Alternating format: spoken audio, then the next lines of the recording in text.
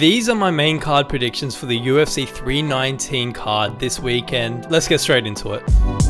Thank you, DanaWhite, my dog. We finally have a consistently good pay-per-view. I feel like the past pay-per-views have been very top-heavy, where it's just the co-main and main event that were good. I'm not gonna lie, Uncle Dana cooked with this one. All the fights on the main event are absolute bangers, so let's get into the featured fight of the night. Kicking off the main event, we have Tim Elliot versus Kai Asakura. My prediction for this fight is Kai Asakura via unanimous decision. This matchup feels a little bit weird to me, especially since Kai Asakura literally just fought for the title against Pantoja. And to come off a title fight to fighting Tim Elliot, I don't know, it just feels a bit random. This is a classic veteran versus prospect, 31-year-old prospect by the way. But Tim Elliot has a really kind of wild, awkward style. He's got a really relentless pace, and like I said, is a seasoned vet with all that experience. But then Kai Asakura also, he's been around the block. I think Tim Elliot will have to really try to implement his wrestling here. We saw Pantoja use it very effectively against Kai Asakura, because if this fight stays standing for too long, Kai's just way too slick on the feet. He's very crafty. For a flyweight, he's also got some decent power in his hands. People forget, man. I think this fight also has potential to be fight of the night, just because they're both very high volume output fighters. But like I said, I think Tim Elliott's going to really try to get this down to the ground, especially given that he's got the better wrestling experience. But I think, well, I'm hoping that Kai really has worked on his takedown defense since that Pantoja fight, and yeah, I think he's going to get it done via unanimous decision. Next up on the main event, we have Jared Cannonier versus Michael Venom Page, MVP. Listen, man, my heart is telling me MVP because I love him. Pause. But my brain is telling me Jared Cannonier. That's why I'm going to go Jared Cannonier via unanimous decision. I do think there's going to be quite a few decisions on this main card, but I think they're all going to be banger fights. MVP is coming off a win after fraud checking Sharon Magomedov, which was not a massive shock for me. I think MVP's awkward and really weird style needs to be met by someone that's willing to go into that fight very chaotic and very pressure heavy. You can't be super technical standing at range because MVP is very blitz heavy. It's very hard and unpredictable to counter someone that's blitzing in and out super fast, which is why I'm leading towards Jared Cannonier getting this dub. He is very pressure heavy. He will walk straight into 1 or 2 punches to land 2 or 3 or 4 punches. Not to mention, Jared Cannonier actually does have an underrated ground game, and I think more than likely we will see him mix in the wrestling just to put that threat out there. I would absolutely hate to fight MVP just because that style is so annoying. There was one guy that used to train in my gym that had a similar style, and it was just so annoying to spar because as soon as you start to get a little bit of momentum, he just shuts you down. And like I said, if Jared Cannonier is able to, take 1 or 2 punches and keep going forward, keep moving and just keep putting that pressure on MVP, and like I said, he can even mix in the takedowns and just land those beautiful combos that he's known for. Jared Cannonier is a brawler. People forget, man. That being said, Jared Cannonier is kind of getting up there in age, but then so is MVP, so this is a battle of the absolute unks. It's just really who implements their game plan better in this fight, and I'm just leaning more towards Jared Cannonier, but it's really one of those pick and fights. So MVP, your time has come. Next up, we have Jeff Neal versus Carlos Prates. I'm gonna just say it straight up, Carlos Prates, you are knocking out Jeff Neal. I also just saw this post that apparently Jeff Neal still works as a waiter, which I mean, respect, but how is this guy 3rd on the main card of UFC 319, a massive pay-per-view, and still working as a waiter? I don't know, Dana. Bro just signed a $7 billion deal, but Jeff Neal's still having to work as a waiter. Something don't seem right. Anyway, Carlos Prates obviously came off that loss to Ian Gary, but to be honest, Ian Gary's got such a hard style to beat, and he's just so effective with what he does. Not to mention that a lot of what Ian Gary did in that fight was utilize the grappling, utilize the clinching and a bit of wrestling, whereas I don't think Jeff Neal's going to do that whatsoever during this fight. I think this is going to be strictly a striking matchup, and when you look at Prates and his record prior to that Ian Gary fight, it was all finishes, all brutal KOs. I think it's going to be a similar outcome this fight. Jeff Neal can sometimes be a bit of a stationary target. He also takes a little bit to get going. Pause.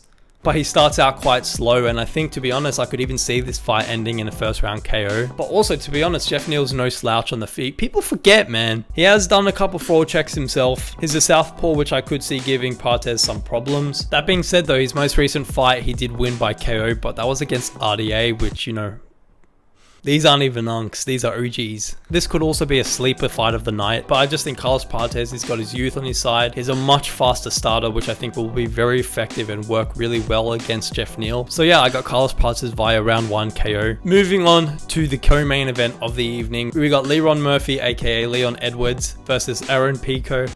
I'm not gonna lie, I see this being the most boring fight of the night. People are really hyping Aaron Pico up to be, you know, this next future champ. He even said he's going to knock out Volk, which, come on, let's be real, man. You ain't knocking anyone out. I see this fight being very similar to the Jose Aldo versus Bautista fight. A lot of clinching, a lot of just nothingness. And we've also just seen this story so many times where, you know, a Bellator or one of these amazing fighters from another promotion comes into the UFC, gets hyped up as the next UFC champion, and just gets absolutely smudged in their debut. We saw it most recently with Patchy Mix and then with Pitbull, and they both had absolute snoozer of fights. So I'm picking Leron Murphy via boring decision win. I think Dana White's gonna just cut them both, even though Leron Murphy will be on like a 9-fight win streak at this point. Yeah, too bad, kid. There's not much more I really want to say about this fight because, like I said, I think it's gonna be a bit of a snoozer. But yeah, moving on to the main event of the evening, Khamzat Chimaev versus Dricus Du Plessis. If you watched my main event prediction video earlier this week, you would know that I've picked Khamzat Chimaev by unanimous decision. A lot of people were shocked that I picked Chimaev to win by decision because a lot of people think that Dricus has this, you know, godlike cardio, which honestly, I don't know where that came from. People used to bully Dricus for, you know, his lack of cardio, and then as soon as he got no surgery and had one decent fight, I don't know, bro, people are acting like he has god level cardio. The X factor in this fight is clearly the wrestling, and we've never seen Dricus fight a high level wrestler like Chimaev. He's fought people like Derek Brunson that do have a takedown threat. Also in the Whitaker fight, there was a bit of grappling, and